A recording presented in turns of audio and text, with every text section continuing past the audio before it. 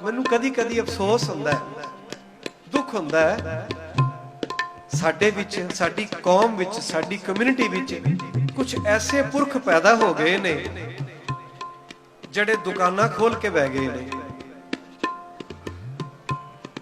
बड़े वड्डे वड्डे उन्हां दे शोरूम ने और बड़ियां उन्हां दियां ब्रांचेस ने वर्ल्ड वाइड। मैं हुण नां नहीं लैना चाहता ऐसियां संस्थावां दा, ऐसियां संप्रदावां दा।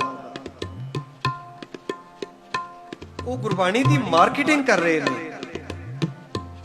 मार्केटिंग इंडस्ट्री बना लिया।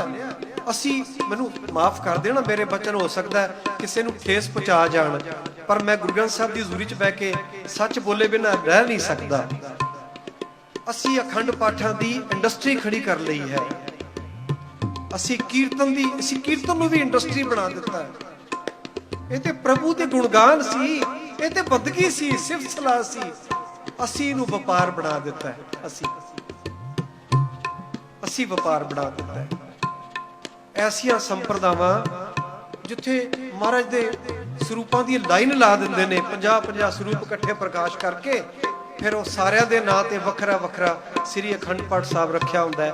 क्यों भाई, एक गुरु ग्रंथ साहब समर्थ नहीं एक परिवार नूं भी तारन लई। जे 50 परिवार आ गए ते 50 स्वरूप चाहिए ने। हुण तुसीं सारे इत्थे संगत रूप च आके बैठे हो ना, बापू तो इक्को ही है, धन गुरु ग्रंथ साहब जी महाराज स्वरूप इक्को ही है। कि धन गुरु ग्रंथ साहब एक स्वरूप समर्थ नहीं सारी संगत दी झोली भरन लई।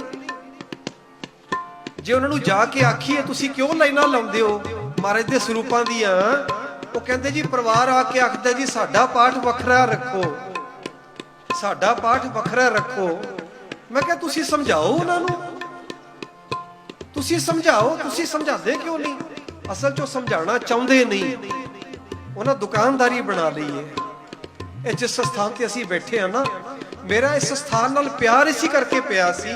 मैनू 20 वरे हो गए ने इत्थे आउंदे आ, इसे करके मेरा इस स्थान नाल प्यार बनिया कि इस स्थान ते धन गुरु ग्रंथ साहब दा इक्को स्वरूप प्रकाशमान है। इत्थे अखंड पाठां दी दुकान नहीं खोली हुई, इक्को श्री अखंड पाठ साहब चलेगा। जदों श्री अखंड पाठ साहब चलणगे उदों महापुरुष कोई वचन नहीं करनगे, कहंदे नहीं बापू बोलदा हुण असीं नहीं बोलना। वड्डे संत जी महाराज क्या करते सन, बापू तपते है। तुहानू वड्डियां नू वचन याद होवेगा, जिहड़े बजुर्ग सियाणे जिन्हां ने संत जी महाराज की संगत माणी है जां उन्हां दी गोद माणी है, वो कहंदे सन बापू तपते है। संत जी वचन नहीं सन करया करदे जदों श्री अखंड पाठ साहब रखिया होवे कि एक गुरु ग्रंथ साहब दा प्रकाश करके असीं 50 परिवारां दी झोली नहीं भरवा सकदे। 50 स्वरूप प्रकाश कर लेने असीं, किते किते 100 स्वरूप, हद हो गई है। मैं कहना अरदास सारियां दी हो जावे, स्वरूप इक्को प्रकाश कर लो। फिर कहंदे जी नहीं, इस तो भी अगाह तुर गए ने, उन्होंने बड़ी तरक्की की है। अखंड पाठां दी इंडस्ट्री बनाउण तो बाद इंडस्ट्री खलोती नहीं एक जगह ते, उन्होंने होर तरक्की की, होर कमर्शियलाइज किया। कहंदे जी अखंड पाठ नाल ना कई बार गल नहीं बनदी, तुसीं संपट पाठ करवाओ।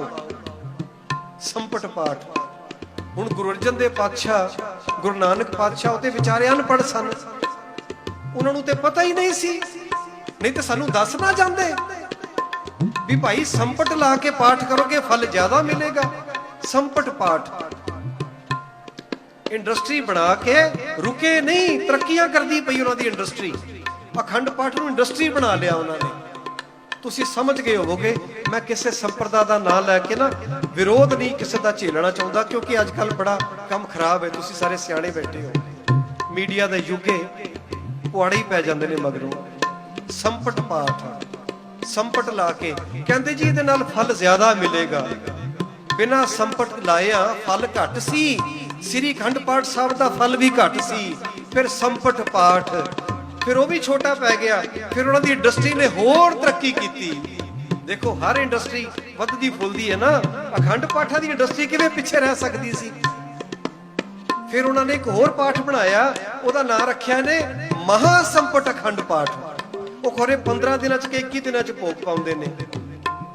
कहानी कुछ भी नहीं, भेटा वधाण दीयां कहानियां ने।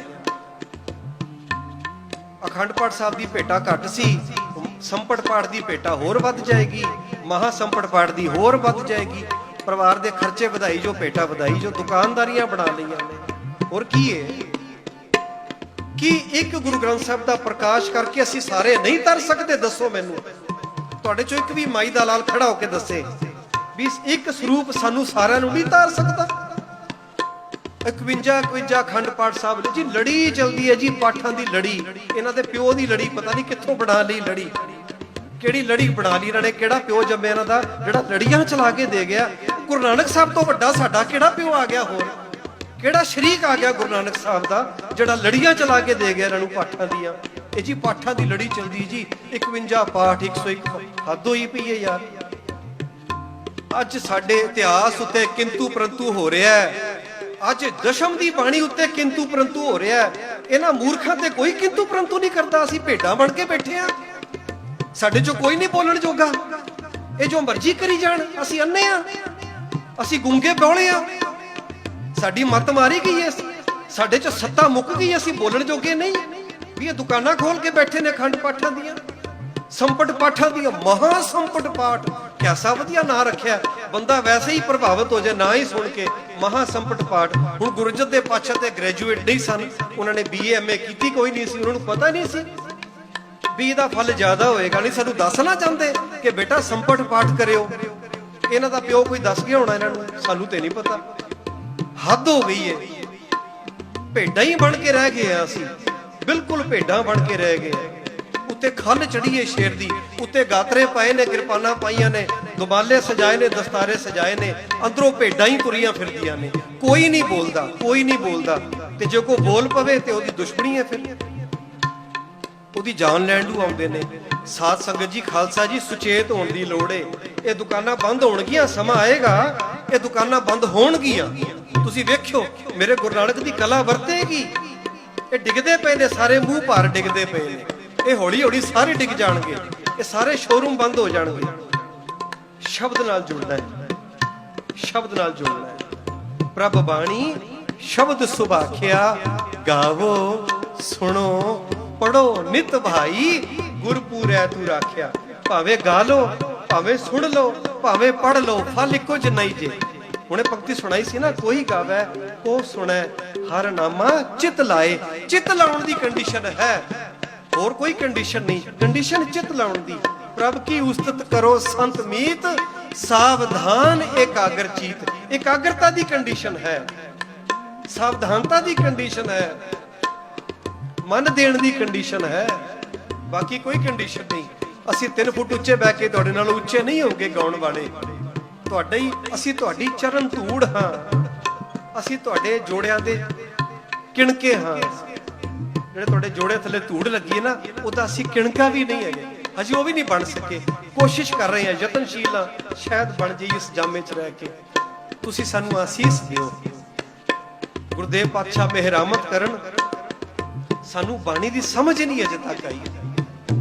ਅਸੀਂ ਦੁਕਾਨਾਂ ਬਣਾ ਲਈਆਂ ਨੇ, ਅਸੀਂ ਇੰਡਸਟਰੀ ਬਣਾ ਲਈ, ਕੀਰਤਨ ਇੰਡਸਟਰੀ ਬਣ ਗਿਆ, ਕਥਾ ਇੰਡਸਟਰੀ ਬਣ ਗਈ, ਅਖੰਡ ਪਾਠਾਂ ਇੰਡਸਟਰੀ, ਸਾਰਾ ਕੁਝ ਅਸੀਂ totally we have commercialized every spirituality. ਅਸੀਂ ਆਪਣੇ ਧਰਮ ਨੂੰ ਕਮਰਸ਼ੀਅਲਾਈਜ਼ ਕਰ ਦਿੱਤਾ ਹੈ, ਕਮਰਸ਼ੀਅਲਾਈਜ਼ ਕਰ ਦਿੱਤਾ ਹੈ। ਉੱਥੇ ਕੋਈ ਜਾ ਕੇ ਨਹੀਂ ਬੋਲਦਾ, ਉੱਥੇ ਕੋਈ ਨਹੀਂ ਬੋਲਦਾ, ਕਿਉਂਕਿ ਲਿਫਾਫੇ ਮੋਟੇ ਮੋਟੇ ਮਿਲਦੇ ਨੇ। ਕਿਹੜਾ ਜਥੇਦਾਰ ਬੋਲੇ ਉੱਥੇ, ਕਿਹੜਾ ਲੀਡਰ ਬੋਲੇ ਉੱਥੇ? ਸਾਡੇ ਸਪਿਰਚੁਅਲ ਜਥੇਦਾਰ ਵੀ ਨਹੀਂ ਬੋਲਦੇ ਉੱਥੇ ਜਾ ਕੇ, ਮੈਨੂੰ ਮਾਫ ਕਰ ਦੇਣਾ, ਕੋਈ ਨਹੀਂ ਬੋਲਦਾ ਉੱਥੇ, ਕਿਉਂਕਿ ਲਿਫਾਫੇ ਭਾਰੀ ਨੇ ਉਹਨਾਂ ਦੇ, ਲਿਫਾਫੇ ਭਾਰੀ ਹੋ ਗਏ। ਅਸੀਂ ਹੌਲੇ ਹੋ ਗਏ, ਅਸੀਂ ਹੌਲੇ ਹੋ ਗਏ।